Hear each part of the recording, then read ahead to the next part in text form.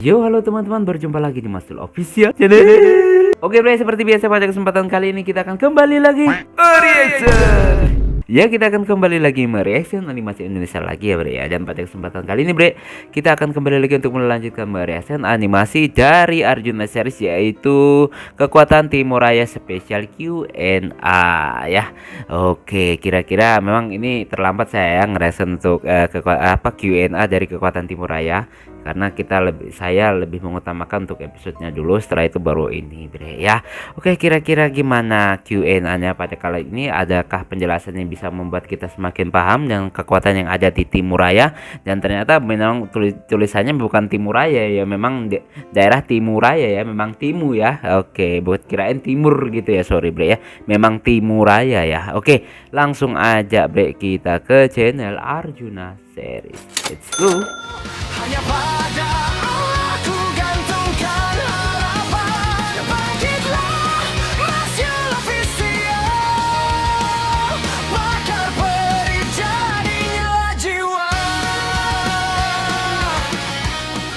Nah, Bre, sekarang kita udah berada di channel Arjuna series. Seperti biasa, sebelum nonton jangan lupa di like dan subscribe channel Arjuna seriesnya dan juga Masjid Official ya, Bre ya. Semoga channel ini di tahun ini bisa tembus 100.000 subscriber pertama kalinya. Dan yang mau support Mas Yul, linknya di deskripsi. Siapa tahu ada yang mau bantu-bantu untuk beli obat Mas Yul ya. Oke, langsung aja, Bre ya, kita play.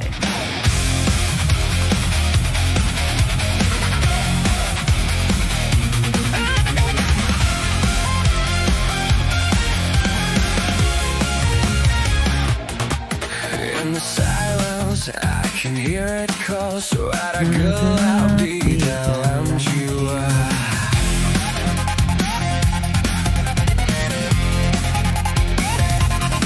Buried deep, I try to hide it all. Now tak pernah hilang.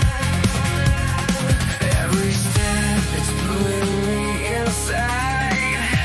Semakin dekat, semakin tak terkendali.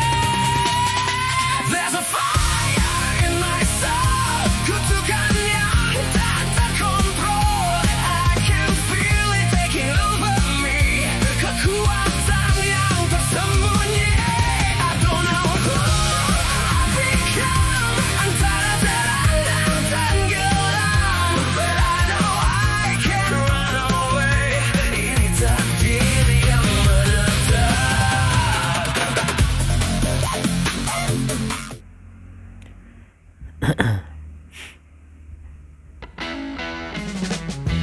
Nah, ini tempat perpustakaan yang menuju jalan latihan itu ya, kalau nggak salah sih. Iya, bener. Ini kan pintu.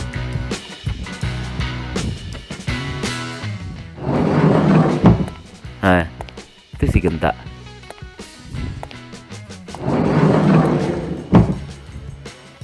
Woi, Setia, sedang apa lu? Gua sedang cari buku. Gua suka mempelajari hal baru soalnya. Oke. Apa emangnya? Apa lu lupa, hah? Lu kan disuruh menjawab pertanyaan viewers. Viewer. Hah? Gua lagi? Kenapa gua lagi, anjir? Ya mau siapa lagi? Si Junakan jawabin pertanyaan di channel sebelah. Oke. Aduh. Emang ada yang penasaran kah? Banyak yang tanya sekarang. Waduh. Kalau gitu, lu bantu gua jawabin pertanyaan mereka lah. Masa gua sendiri? Ogah gua. Lu kan yang ngisi suaranya si autor. Jadi pas lah buat jawabin pertanyaan. Si autor. Ye, lu juga ya kocak. Lu pengisi suaranya itu si autor. Autor juga. Iya sih. Tapi Mirip-mirip si Juna Hah? memang. Nggak ada tapi-tapi. Udah, ikut gua ayo.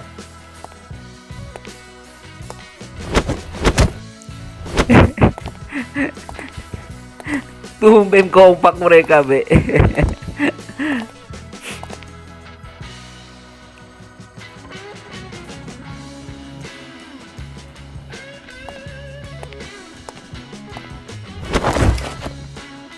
Gini aja, lu bacain pertanyaannya.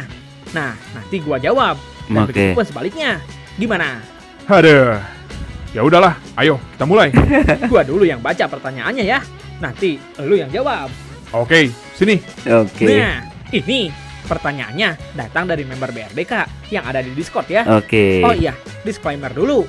Gua dan si Genta hanya menyampaikan jawaban dari si autor ya. Bukan berarti gua dan si Genta tahu semuanya. Bener. Betul-betul. Oke, pertanyaan pertama dari si Oni.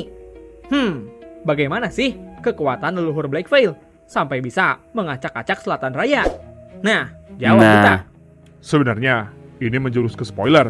Bener. Tapi gua bakal jawab yang memang bisa dijawab saat ini aja. Oke. Intinya, Timuraya itu memiliki sumber aura bumi yang kuat, yang kelak akan menjadi sumber dari power di semua wilayah. Oh, Sebenarnya, lebih ke aura tidak bumi hanya di ya. Timuraya, semua wilayah memiliki sumber aura. Tapi, tidak semelimpah aura di Timuraya. Oke. Nah, karena alasan itulah, lahir roh penjaga terkuat untuk mengendalikan kekuatan aura. Roh. Dan ketiga roh itu Penjaga lahir di monarka. Timuraya.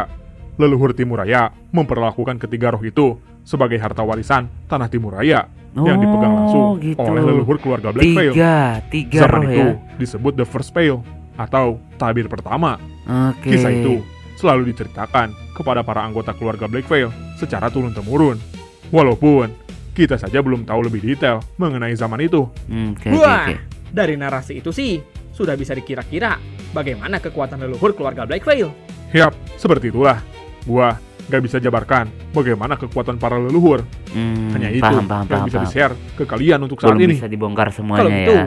itu nyambung dengan pertanyaan kedua si Oni. Apakah wilayah Si Oni lain lagi. takut dengan Timuraya ketika Timuraya memegang tiga roh penjaga terkuat? Oke. Ya, bisa dibilang seperti itu. Tapi sebenarnya, roh terkuat itu bukan hanya tiga roh monarka saja. Oke. Tapi, ada roh leluhur yang dipegang para iblis di Selatan Raya. Walaupun, secara kekuatan aura, masih lebih besar dipegang oleh tiga monarka. Oke, Dan roh oke, leluhur oke. para iblis itu yang membuat keluarga Blackveil tertarik untuk merebut dan meneliti roh leluhur itu. Hasil, terjadilah pertempuran hebat antara Timuraya dan Selatan Raya yang membuat roh leluhur para iblis berhasil didapatkan oleh keluarga Blackveil. Tapi oke. sayang, petaka datang kepada keluarga Blackveil ketika barisan kelompok mafia datang dan merebut tiga roh penjaga terkuat dari tangan Blackveil. Walah. Salahnya, keluarga Blackveil meremehkan mereka. Padahal, mereka memiliki taktik merebut yang sangat cerdas dan mereka di-backing oleh kelompok yang lebih tinggi. Kami percaya, kelompok manusia itu bersekutu dengan para iblis. Nah, Wah, ini Ternyata ada lebih di detail lagi ya channel sebelah bagaimana ya. konflik mereka di masa itu.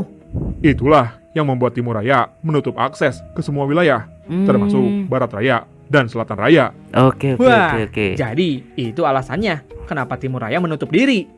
Ya, walaupun sebelumnya juga sudah tertutup dari dunia luar sih, tapi Timuraya sekarang menjadi lebih waspada. Nah, itu penjelasannya Oni. Sekarang giliran gua yang nanya. Nih, pertanyaan dari J97. Apakah iblis J97. Durjana dan iblis Jurang Dalam pernah hidup bersama? Duh, skip dulu kalau itu. Harusnya dijawab sama si Jira itu. Karena itu termasuk spoiler. Bener. Kenapa? Ada enak.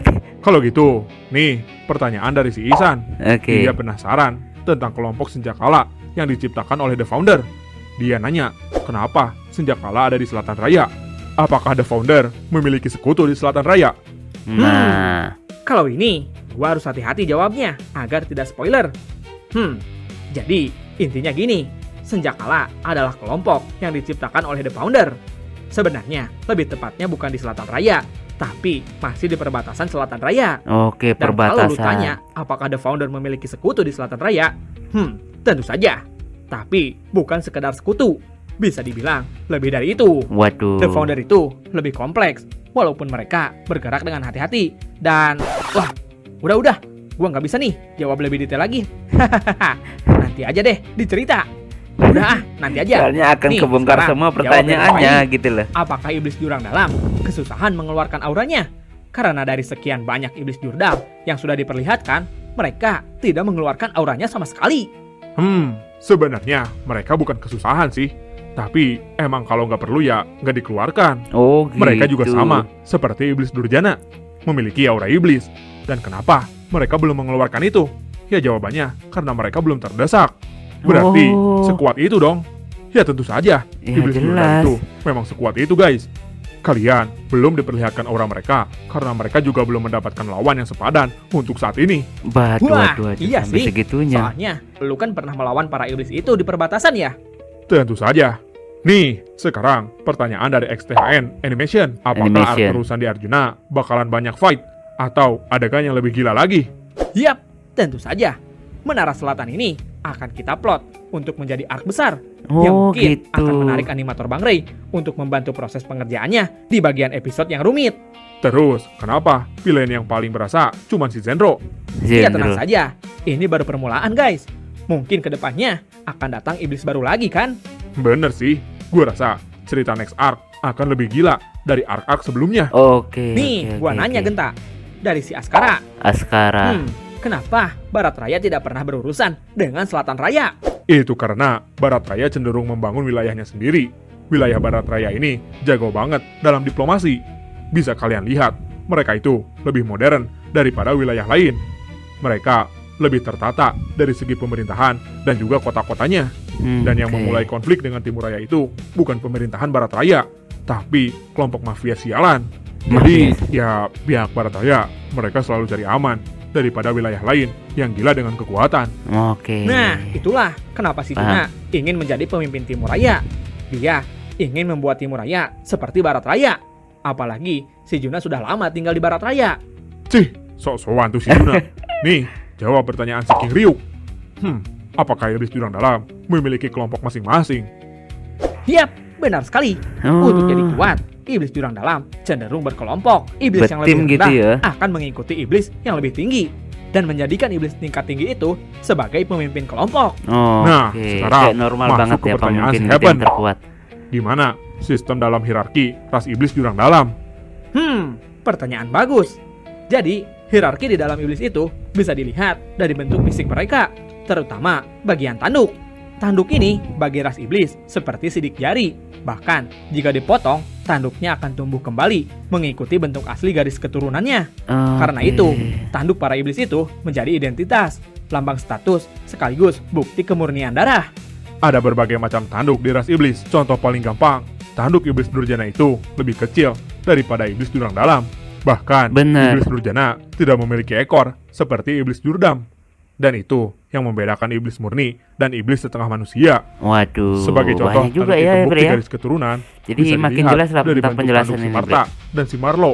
Jumlahnya beda, tapi bentuk tanduknya sama. Itu karena mereka satu keturunan. Sama halnya dengan tanduk si Reina dan juga si Jira. Nah, kalau iblis jurang dalam lebih kompleks lagi hierarkinya. Kalian bisa lihat di gambar ini. Ada banyak kategori yang menandakan status dan identitas para iblis jurang dalam. Oke. Ada iblis bawah, iblis prajurit, iblis elit, iblis bangsawan, iblis agung, pemimpin klan, raja iblis, dan kaisar iblis. Bentuk Kaisar tanduknya iblis. akan semakin besar dan kompleks. Begitu pula dengan kekuatannya. Jadi kayak bentuk Dari mahkota ilustrasi makin ini, lama ya. mungkin tanduknya. kalian melihat sekilas iblis bawahan bentuk tanduknya sama seperti iblis bangsawan. Walaupun bentuknya mirip seperti domba melingkar ke belakang, tapi yang iblis bangsawan ini lebih besar dan bercabang. Jadi itu gitu. berbeda. Itu perbedaannya. Nah, sebagai contoh, si Morin itu iblis bawahan, si Zenro iblis prajurit, dan si Marlion iblis elit. Itulah contoh sebagai perbedaannya. Oke, Nah, oke, sebenarnya paham. tiap tingkatan ini mereka memiliki tugas tersendiri seperti iblis elit yang menjaga gerbang ke jurang dalam. Dan masih banyak lagi. Karena gua rasa penjelasan ini akan terungkap cepat atau lambat. Kita hanya menjelaskan detail kecil yang harus kalian pahami agar kedepannya kalian tidak bingung lagi, oke? Oke, agar nggak jadi bingung gua rasa nontonnya. itu sedikit penjelasan mengenai hierarki para iblis. Intinya, untuk mengenalinya ada di tanduk, bukan wajah atau pakaiannya. Oke. Kalau gitu, kita lanjut ke pertanyaan selanjutnya. Dari Anastaya, bagaimana nanti peta selatan raya? Kalau untuk peta selatan raya, sepertinya belum bisa kita jelaskan di sini. Tunggu Benar. saja, cepat atau lambat, misteri tentang selatan raya akan diungkap di dalam cerita. Oke, pelan-pelan, Sekarang, pelan-pelan. pertanyaan dari Zakirapa. Apakah pengguna aura daya bumi bisa menggunakan lebih dari satu elemen? Gimana ya? Sebenarnya bisa, karena di dunia ini, elemen bukanlah sesuatu yang dipilih atau dipelajari. Oh. Elemen adalah manifestasi dari kekuatan aura itu sendiri, yang tentunya menyatu dengan jiwa seseorang. Oke, oke, Nah, oke, oke. dalam kondisi tertentu, seseorang bisa memiliki lebih dari satu elemen. Hal ini biasanya terjadi karena beberapa faktor. seperti garis keturunan yang unik, eksperimen, artefak kuno, atau cara yang mungkin di luar nalar pengguna aura. Oke. Tapi, dengan memiliki lebih dari satu elemen, bukan berarti menjadi jauh lebih kuat. Semakin banyak elemen, semakin besar pula beban yang harus ditanggung oleh tubuh dan juga aura. Benar. Karena setiap elemen memiliki karakteristik, aliran energi, dan ritme yang berbeda. Tentu saja, itu membuat tubuh dan aura kesusahan menjaga keseimbangannya. Jadi beban Bisa tubuhnya jadi nggak nanti mampu malah ya. saling bertabrakan dan mengurangi efektivitas penggunanya. Jadi singkatnya, memiliki banyak elemen adalah anomali, bukan standar, dan bukan jalan pintas menuju kekuatan. Untuk Oke, jadi kalau kuat, animasi akan ini lebih baik memiliki banyak mengasah elemen, inti kita elemen menjadi malah jauh lebih bisa kuat. membuat makin lemah ya. Penjelasannya sangat detail. Wah, iya anjir, capek juga gua jelasinnya. Haha, gak apa-apa lah, sekali-kali. Ya udah nih, sekarang pertanyaan terakhir dari gua. Oke. Sebenarnya ada berapa banyak sih pasukan keluarga Black Veil dan juga gimana tuh sistemnya? Nah, Pertanyaan menarik. Nih, gue jelaskan secara detail ya. Setiap keluarga Black Veil itu memiliki pasukan rahasia. Ya, bisa dibilang ordo militer yang Oke. diwariskan secara turun-temurun. Nah, gue bakal jelaskan apa saja nama pasukan mereka. Oke, dimulai dari keluarga Lavender. Keluarga Lavender, Lavender ini memiliki pasukan bernama Bunga Bayangan. bunga Tugas pasukan bayangan, keluarga ini adalah intelijen, mata-mata, pengintai. pengintaian, dan menjaga stabilitas dalam kerajaan. Oke. Jadi, pasukan keluarga Lavender ini jarang sekali Kayaknya tersorot. Lotus kemarin Mereka sering menghabiskan waktunya terus untuk mengintai Pak yang sekiranya Rafflesia, akan menjadi ancaman. Gua tidak bisa menjelaskan Datura, bagaimana tingkatan pasukan di keluarga ini karena mereka Lavender. bersifat sangat rahasia. Nah, keluarga Lotus memiliki Nah, ini. pasukan bernama Bunga bunga Mahkota. mahkota. Tugas mereka adalah menjaga warisan Black Veil sekaligus meneliti. Kebanyakan dari pasukan keluarga ini diisi oleh para peneliti dari seluruh Timuraya. Banyak divisinya juga. Ada peneliti bangunan kuno, peneliti relik dan senjata, peneliti artefak kuno dan barang-barang yang berhubungan dengan budaya dan warisan. Nah, selanjutnya pasukan keluarga Rafflesia Rafflesia. yang biasa disebut Bunga Benteng. bunga Tugas pasukan benteng. ini adalah menjaga wilayah sekitar kerajaan Black Veil, seperti mengintai, menginvestigasi, melancarkan serangan, dan juga memastikan kerajaannya terhindar dari penyusup. Oke. Setahu gua ada banyak tingkatan, Pantas saja juga mulai ya dari sekarang elit, komandan, Timuraya itu dan tertutup prajurit untuk bintang 1, area 2, luar. dan juga 3. Nah, untuk Datura memiliki pasukan keluarga bernama Bunga Perang. Bunga Pasukan perang. keluarga gua ini diisi oleh orang-orang yang istilahnya sudah berani mati. Pasukan berani Karena mati. pasukan ini akan dikirimkan ke perbatasan untuk menghalau Timuraya di garda paling depan. Keluarga gua yang paling banyak memiliki pasukan. Dan untuk hierarkinya sama dengan keluarga Rafflesia. Oke. Keluarga Datura ini mengedepankan kekuatan. Kalau lu lemah, bukan Datura tempatnya. Oh gitu. Nah, kalian bertiga diakui oleh keluarga Datura. Berarti kalian kuat dan kalian siap mati demi Timuraya. Siap mati. Waduh, Nah, lanjut ke pasukan keluarga Orchid. Pasukannya bernama Bunga Pelindung. Tugas mereka adalah menjaga pelindung kerajaan Black Veil. Oke. Kebanyakan dari pasukan mereka bisa menggunakan segel pelindung atau kurungan. Tapi tidak sampai di situ. Sama seperti keluarga Lotus, Tapi dia mereka juga bisa kebanyakan melakukan kekuatan meneliti. segel ya si Satya. Hanya saja, keluarga Orchid ini lebih ke meneliti aura, kekuatan elemen, dan sistem tubuh, seperti apa yang dilakukan si Regis.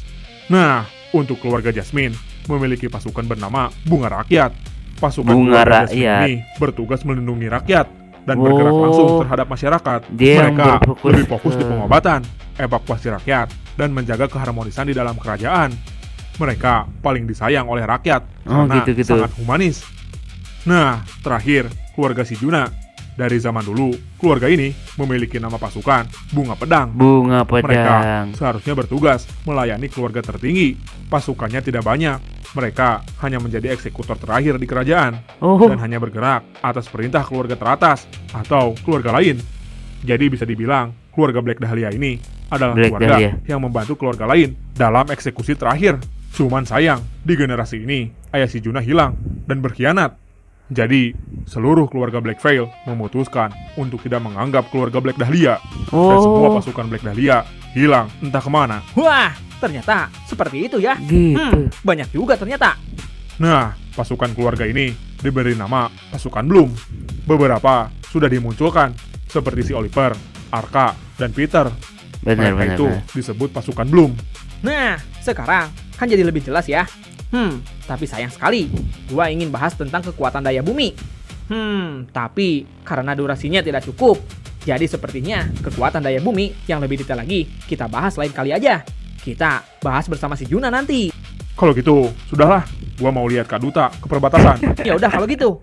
Ini durasinya udah kepanjangan, woi. Kepanjangan, Kita sudahi woi. saja sampai di sini ya. Terima kasih kepada yang sudah bertanya. Oke. Maaf jika tidak semua pertanyaan kita tampilkan di sini. Benar. Tenang saja. Sebagian dari pertanyaan kalian nanti bakal dijawab di Discordnya BRDK, oke?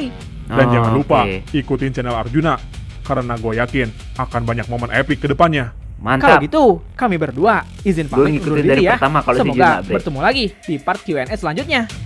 Bye bye. Oke, mantap, Bre. Keren. Udah habis nih ya. Udah habis kayaknya. Jadi memang banyak penjelasannya terutama tentang iblis, dan di sini kita diperjelas oleh apa yang terjadi sama si keluarga si Juna, dan apakah benar ayahnya si Juna berkhianat itu kan belum pasti juga ya. Jadi memang belum dijelaskan secara detail apa penyebabnya Black Dahlia itu sampai ya terjadi kayak gini lah, kita cekcok lah ya. Oke, cukup sekian dulu reaction pada kesempatan kali ini. Mohon maaf jika saya punya salah kata yang membuat kalian tersinggung. Sampai ketemu lagi di video reaction selanjutnya jika umur panjang. Akhirul kalam, wassalamualaikum warahmatullahi wabarakatuh. Keren.